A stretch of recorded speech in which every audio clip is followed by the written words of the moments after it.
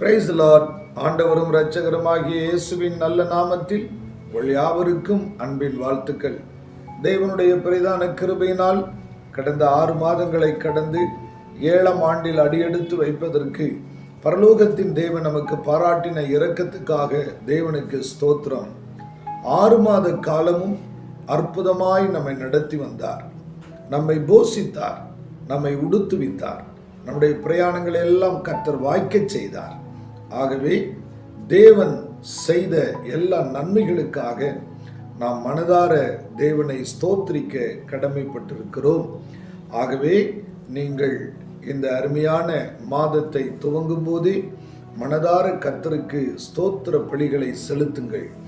ஆகவே தான் கர்த்தருடைய வார்த்தை சொல்லுகிறது, சங்கீதம் 50 கடைசி வசனம், ஸ்தோத்திர பலியிடுகிறவன் என்னை மகிமைப்படுத்துகிறான்.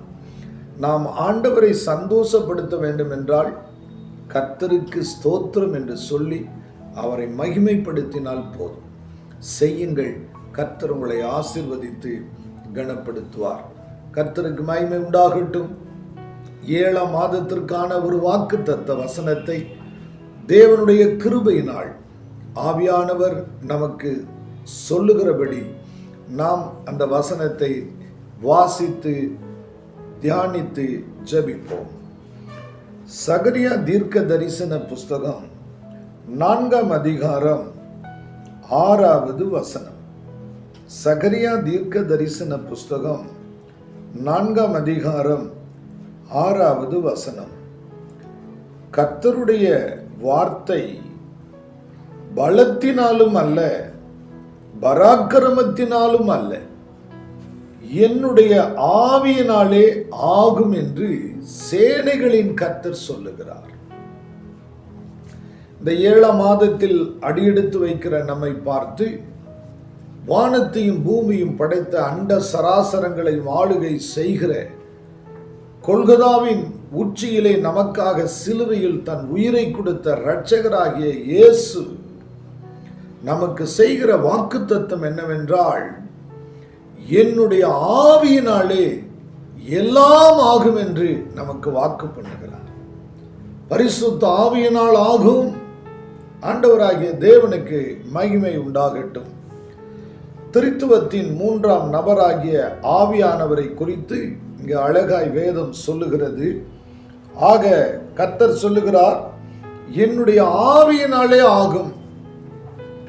ஆண்டவருக்கு மகிமை உண்டாகட்டும். அவருடைய ஆவியினால் என்ன ஆகும்? உலர்ந்த எலும்புகள் உயிரடையும், மாறா மதுரமாகும், இருள் வெளிச்சமாகும், பலவீனன் பலனாவான், முடியாதவைகளை கர்த்தர் முடிய பண்ணுவார், சாத்தியமில்லாதவைகளை கர்த்தர் சாத்தியமாக்குவார். காரணம், அவருடைய ஆவியினாலே அது ஆகும். தேவனுடைய நல்ல நாமத்திற்கு மகிமை உண்டாகட்டும். இந்த ஆவியானவர் தான் தாவீதின் மேல் இருந்ததினால் ஆண்டவருடைய வார்த்தை சொல்லுகிறது, கோலியாத்தை எளிதிலே வீழ்த்தி போனார். இந்த 7ஆம் மாதம் ஆண்டவருடைய ஆவியானவர் செய்கிற முதல் அற்புதம், உங்கள் வாழ்க்கைக்கு முன்பாக ஆசீர்வாதங்களை தடை செய்கிற கோலியாத்தை தேவன் வீழ்த்தி உங்களுக்கு அற்புதமான வாசலை கர்த்தர் திறப்பார். சந்தோஷமாய் இருங்கள். அபிஷேகத்தினால்தான் ஆண்டவர் எல்லாம் முடியும் என்று கர்த்தருடைய வார்த்தை சொல்லுகிறது. தாவீதை குறித்து கர்த்தருடைய வார்த்தை, தாவீது நாளுக்கு நாள் விருத்தி அடைந்தான். காரணம், தேவனுடைய ஆவியானவர் அவன் மேல் இருந்தார். தேவனால் அவன் அபிஷேகம் பண்ணப்பட்டான்.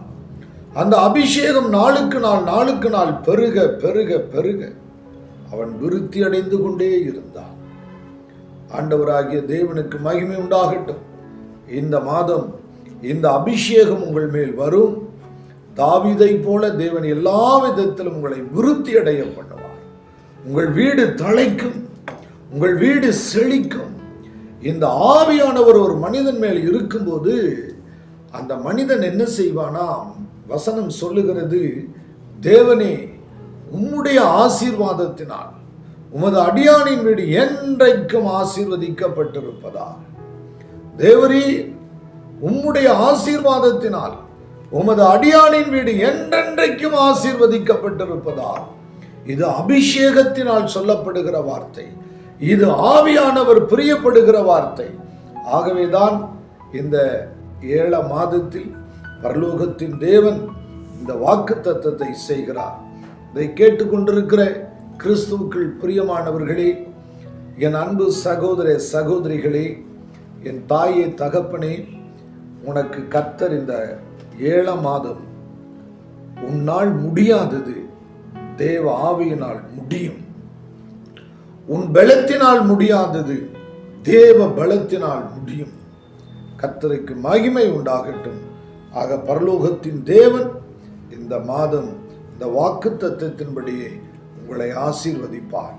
நீங்கள் கர்த்தரிடத்தில் அபிஷேகத்துக்காக காத்திருங்கள். என்னை அபிஷேகம் பண்ணும் என்று காத்திருங்கள். ஆவியானவர் வரும் பொழுது நீங்கள் பலனடைவீர்கள். ஆவியானவர் வரும் பொழுது தேவனுடைய ஆவியினால் நிரப்பப்பட்டு கர்த்தர் உங்களை வித்தியாசமாய் நடத்துவார். கர்த்தருக்கு மகிமை உண்டாகட்டும்.